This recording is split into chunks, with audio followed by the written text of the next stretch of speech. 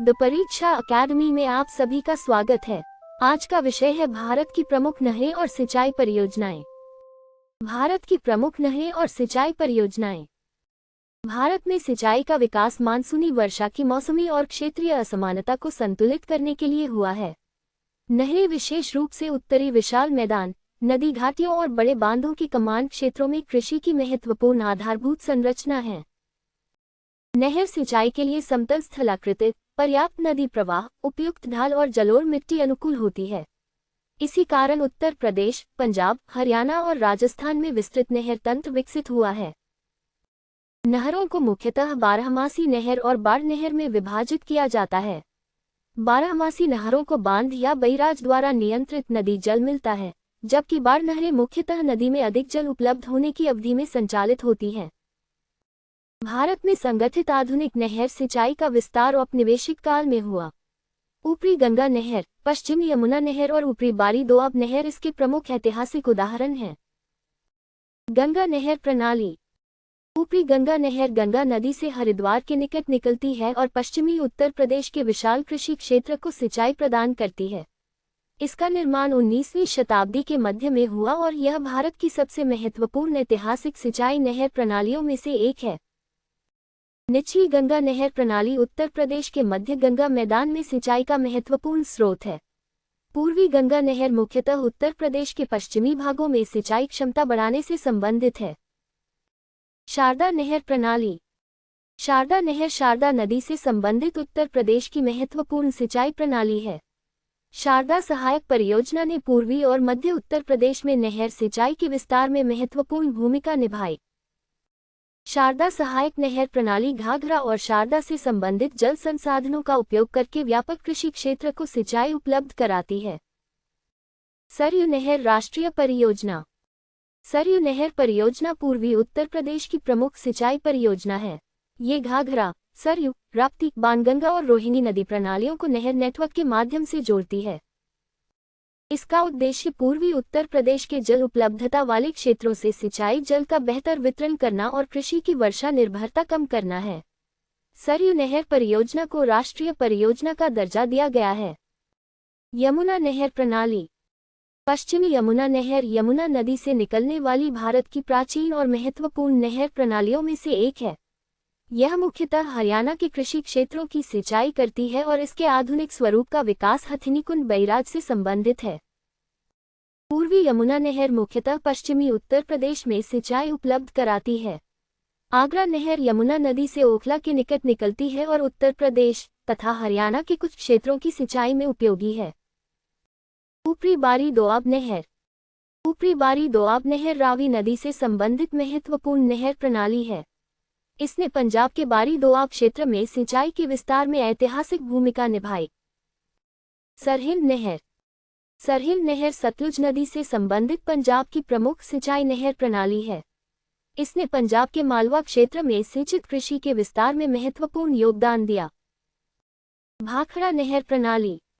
भाखड़ा नागल परियोजना के विकास के साथ पंजाब, हरियाणा और राजस्थान में विशाल नहर नेटवर्क विकसित हुआ। भाखड़ा मेन लाइन और इससे निकली शाखाओं ने उत्तर पश्चिम भारत में सुनिश्चित सिंचाई उपलब्ध कराकर गहन कृषि और हरित क्रांति को आधार प्रदान किया। इंदिरा गांधी नहर परियोजना।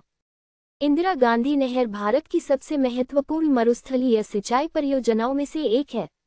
इसे पहले राजस्थान नहर कहा जाता था। ये सतलुज और ब्यास के संयुक्त जल को हरिके बैराज से राजस्थान के शुष्क और अति शुष्क क्षेत्रों तक पहुंचाती है। ये नहर पंजाब से होकर राजस्थान के श्रीगंगानगर, हनुमानगढ़, बीकानेर, जैसलमेर और आसपास के मरुस्थलीय क्षेत्रों की ओर जाती है। परियोजना ने पश्चिमी राजस्थान में सिंचाई, कृषि, पेयजल उपलब्धता और बसावट के विकास में महत्वपूर्ण परिवर्तन किया। गेहूं, कपास, सरसों और चारा फसलों की खेती का विस्तार इसके प्रभावों में शामिल है। अत्यधिक नहर सिंचाई वाले क्षेत्रों में जलभराव और मृदा लवणता जैसी समस्याएं भी उत्पन्न हुई हैं। गंग नहर। गंग नहर सतलुज नदी प्रणाली के जल को राजस्थान के श्रीगंगानगर क्षेत्र तक पहुंचाने वाली ऐतिहासिक सिंचाई परियोजना है।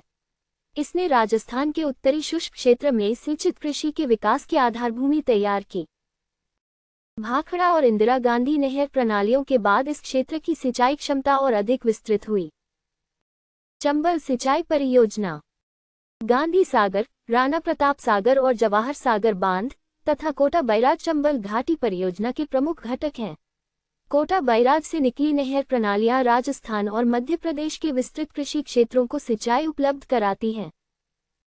माही सिंचाई परियोजना माही बजाज सागर परियोजना माही नदी पर विकसित की गई है और मुख्यतः दक्षिणी राजस्थान में सिंचाई उपलब्ध कराती है। गुजरात में माही नदी पर कदाना परियोजना और उससे संबंधित नहर तंत्र कृषि के लिए महत्वपूर्ण है। नर्मदा नहर परियोजना सरदार सरोवर बांध से निकलने वाली नर्मदा मुख्य नहर गुजरात की विशाल सिंचाई और जलापूर्ति प्रणाली का आधार है। नर्मदा मुख्य नहर गुजरात से राजस्थान तक जल पहुंचाती है।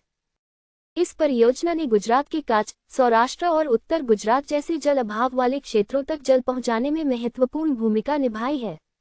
सरदार सरोवर परियोजना से गुजरात के साथ राजस्थान में भी सिंचाई क्षमता विकसित की गई है। काकड़ा पार परियोजना काकड़ा पार सिंचाई परियोजना गुजरात में ताप्ती नदी पर विकसित की गई है। इससे निकली नहरें दक्षिण गुजरात के कृषि क्षेत्रों को सिंचाई उपलब्ध कराती हैं। उकाई काकड़ा पार प्रणाली ताप्ती नदी के जल संसाधनों के समन्वित उपयोग का महत्वपूर्ण उदाहरण है। गोदावरी सिंचाई प्रणाली गोदावरी के डेल्टाई क्षेत्र में दावलेश्वरम बैराज से विकसित नहर प्रणाली आंध्र प्रदेश की अत्यंत महत्वपूर्ण सिंचाई व्यवस्था है। पूर्वी, मध्य और पश्चिमी डेल्टा नहर प्रणालियों ने गोदावरी डेल्टा को गहन धान कृषि का प्रमुख क्षेत्र बनाया है। महाराष्ट्र में जायकवाड़ी परियोजना से विकसित नहर प्रणाली मराठवाड़ा में सिंचाई उपलब्ध कराती है। तेलंगाना में श्रीराम सागर परियोजना गोदावरी के जल से सिंचाई उपलब्ध कराने वाली प्रमुख परियोजना है। कालेश्वरम लिफ्ट सिंचाई परियोजना कालेश्वरम तेलंगाना में गोदावरी से संबंधित विशाल बहुस्तरीय लिफ्ट सिंचाई प्रणाली है। इसमें बैराज, पंपिंग स्टेशन, सुरंगें, नहरें और जलाशय शामिल हैं। सामान्य गुरुत्व आधारित नहरों के विपरीत इसमें जल को ऊंचे क्षेत्रों तक पंप करके पहुंचाया जाता है। पोलावरम सिंचाई परियोजना पोलावरम गोदावरी पर आंध्र प्रदेश में विकसित की जा रही राष्ट्रीय बहुउद्देशीय परियोजना है। इसमें विशाल नहर नेटवर्क के साथ गोदावरी के जल को कृष्णा बेसिन की ओर स्थानांतरित करने की व्यवस्था भी शामिल है। इस परियोजना में लगभग 2.91 लाख हेक्टेयर अंतिम सिंचाई क्षमता तथा 80 टीएमसी जल को कृष्णा बेसिन की ओर मोड़ने की परिकल्पना है। कृष्णा डेल्टा सिंचाई प्रणाली प्रकाशम बैराज से निकलने वाली नहरें आंध्र प्रदेश के कृष्णा डेल्टा की प्रमुख सिंचाई व्यवस्था बनाती हैं। कृष्णा डेल्टा में नहर सिंचाई ने धान और अन्य गहन कृषि फसलों के विकास में महत्वपूर्ण भूमिका निभाई है। नागार्जुन सागर नहर प्रणाली कृष्णा नदी पर नागार्जुन सागर परियोजना से विशाल दाहिनी और बाईं नहर प्रणालियां विकसित हुई हैं। दाहिनी नहर को जवाहर नहर और बाईं नहर को लाल बहादुर शास्त्री नहर के नाम से जाना जाता है। इनसे तेलंगाना और आंध्र प्रदेश के शुष्क क्षेत्रों में बड़े पैमाने पर सिंचाई उपलब्ध होती है।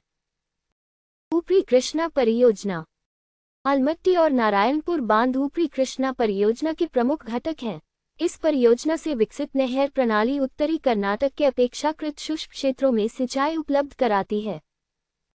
तुंगभद्रा सिंचाई परियोजना तुंगभद्रा बांध से निकली नहरें कर्नाटक और आंध्र प्रदेश के शुष्क क्षेत्रों में सिंचाई प्रदान करती हैं।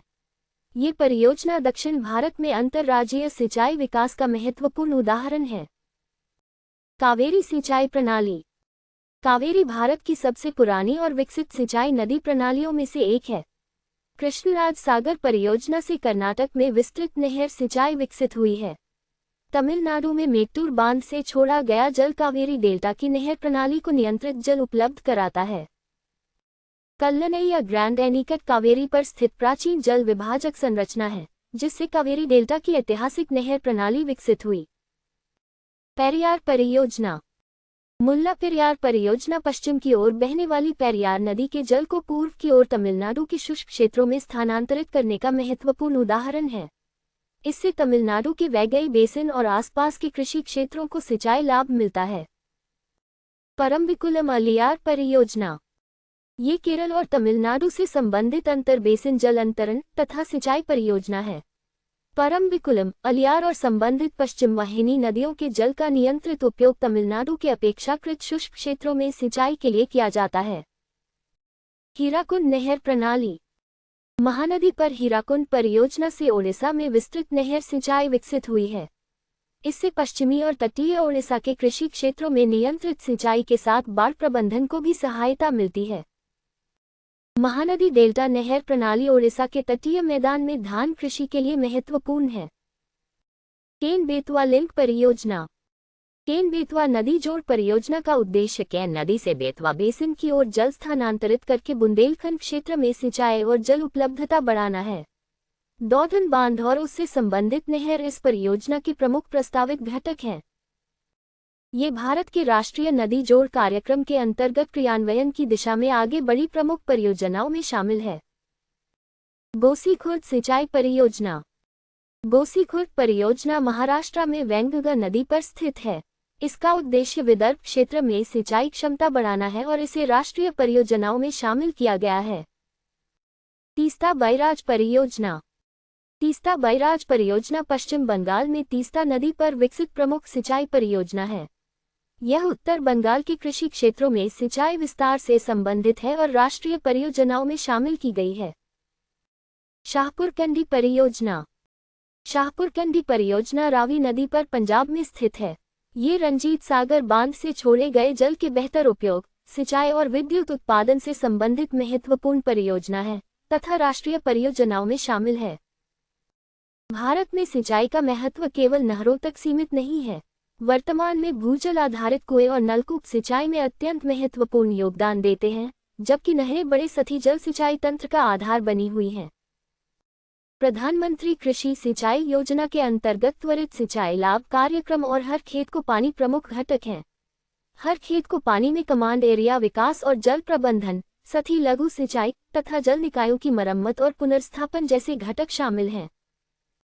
त्वरित सिंचाई लाभ कार्यक्रम के अंतर्गत लंबे समय से लंबित प्रमुख और मध्यम सिंचाई परियोजनाओं को शीघ्र पूरा करने पर बल दिया गया है। 2016 से प्राथमिकता प्राप्त परियोजनाओं के माध्यम से अतिरिक्त सिंचाई क्षमता विकसित की गई है। कमांड एरिया विकास का उद्देश्य केवल नहर बनाना नहीं, बल्कि मुख्य नहर से खेत तक जल के प्रभावी वितरण, खेत स्तरीय जल प्रबंधन और निर्मित सिंचाई क्षमता के वास्तविक उपयोग को बेहतर बनाना है।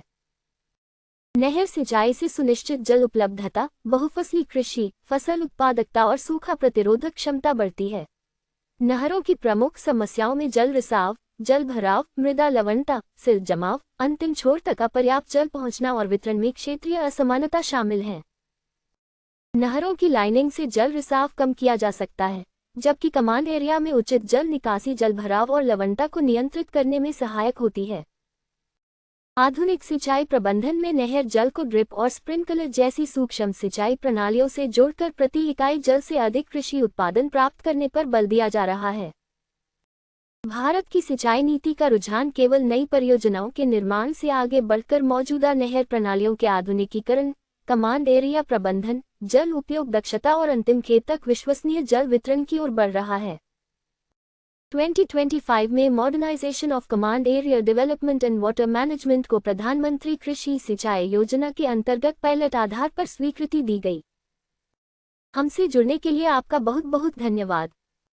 ऐसी ही उपयोगी अध्ययन सामग्री के लिए वीडियो को लाइक और शेयर करें तथा द परीक्षा अकेडमी चैनल को सब्सक्राइब अवश्य करें।